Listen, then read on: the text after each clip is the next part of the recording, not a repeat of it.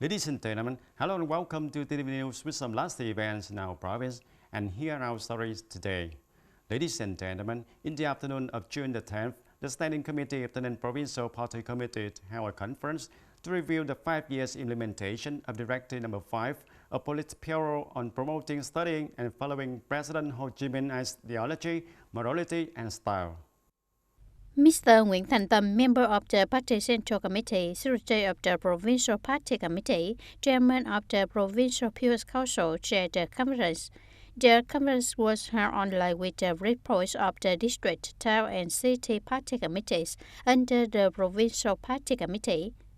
Speaking at the conference, Mr. Nguyễn Thành Tâm emphasized that over the past 5 years of implementing Directive 5 of the Politburo on studying and following Ho Chi Minh's ideology, morality and style in the province has gradually come in order, becoming a regular and pervasive job, creating a positive trend in awareness and actions of the party committees, authorities, cadres, party members and people, making an important contribution to creating concrete changes in exemplary practice, renewing working style and manners, and enhancing responsibility, dedication to work, upholding the spirit of serving the people of leaders and managers at all levels. Regarding the direction of the coming time, Secretary of the Provincial Party Committee Nguyễn Thành Tâm asked all levels of party committees, party organizations, agencies and units to continue to lead and direct the organization to thoroughly grasp and deploy widely among cadres, party members and people on Directive number 5 and Conclusion number 1 dated May 18, 2021 of the 13th Politburo on continuing to implement Directive number 5. The Secretary of the Provincial Party Committee also asked to promote the role and responsibility of setting an example of officials and party members, especially the heads of the party committees, local authorities, heads of agencies and units. On this occasion, the chairman of the Provincial People's Committee presented certificates of merit to collectors and individuals with outstanding achievements in studying and following Ho Chi Minh's ideology, morality and style in 2020 and the 2016-2020 period.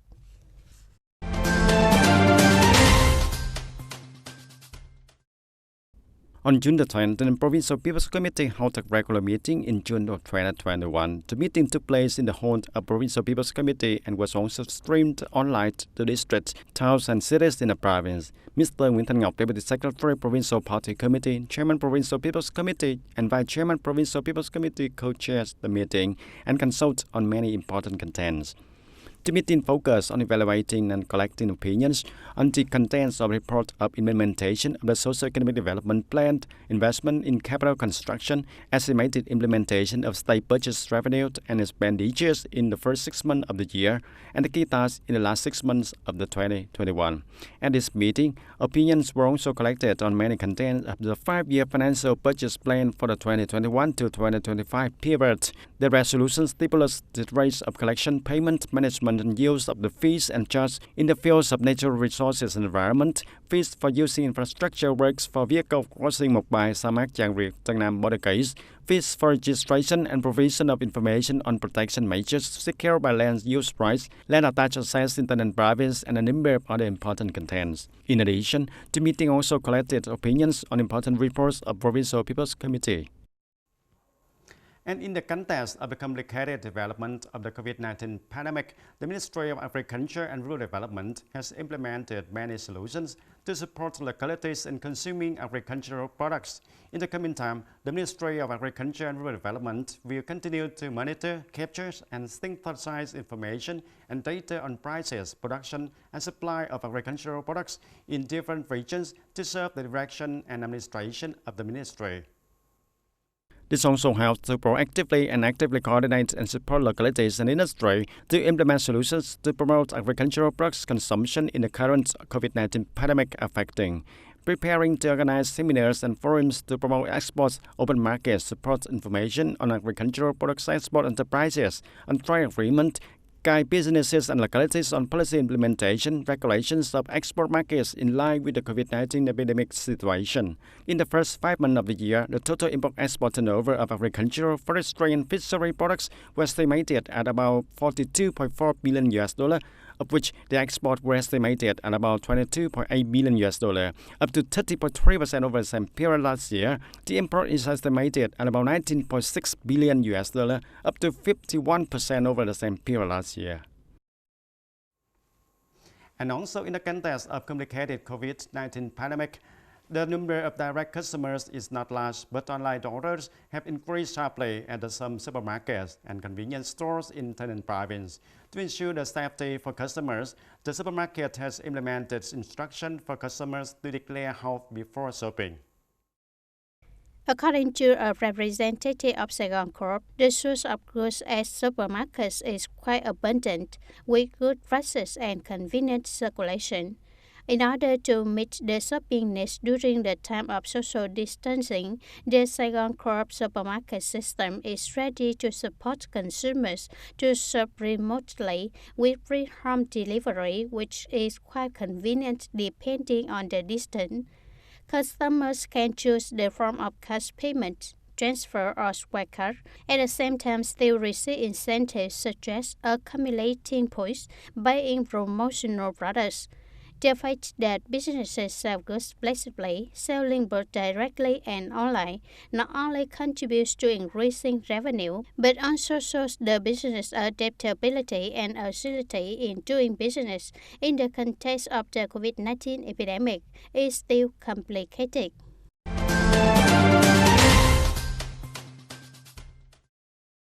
The Provincial People's Committee had just launched the emulation movement that enjoy hands for the poor and no one was left behind for the period of 2021 to 2025. Accordingly, striving to reduce the province's overall poverty rate by 2025 only kept the poverty rate below 1%. The number of employees having jobs increased by over 16,000 employees per year and improved livelihoods, improve the quality of life for the poor, and achieve other goals and targets of national program on poverty reduction and sustainable social security for the 2021 and 2025 period.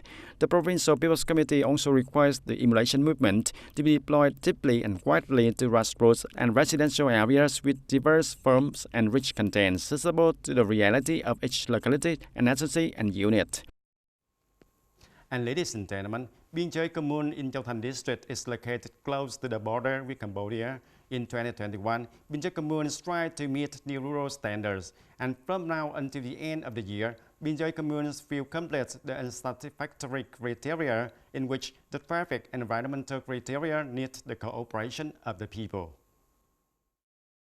Up to now, Gioi commune has achieved about 13 over 19 criteria, of which only 5 criteria has been recognized and approved. 8 criteria are in process of applying for recognition, and 6 criteria have been reviewed. The local self-assessment so far has not been achieved. Specifically, criteria such as traffic, school control facilities, income, environment, political system.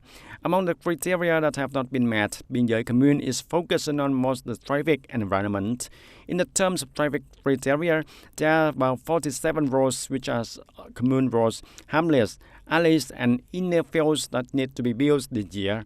In addition to be provided funding, Gioi commune is mobilizing the people to join hands to contribute from donating land or working days. Since the launch of the programs of to build new style rural areas, the locality has also focused on propaganda work, which has been agreed and responded by the majority of the people here, especially rural transport, mobilizing the people to donate land and contribute together to donate money to operate and repair the roads. Besides traffic criteria, Gioi commune is currently focusing on finding solutions to fulfill environmental criteria. Currently, the collection and treatment of the garbage and waste in Gioi commune is significant. The current environmental indicator requires the awareness that people participate in supporting, treating, and collecting waste. Participating in contributions, the commune has propagated and mobilized, but some households still have not participated in this role yet. In order to create regional beauty in the new rural construction, Gioi commune has increased mobilizing the people to commit to build a green, clean and beautiful landscape environment. Thereby, nearly 87% of households participated. And currently, about 91% households carry out animal husbandry to ensure environmental sanitation. From now until the end of the year, Gioi commune must fulfill its environmental criteria as well as other criteria to be recognized as New Style Rural Standard Commune.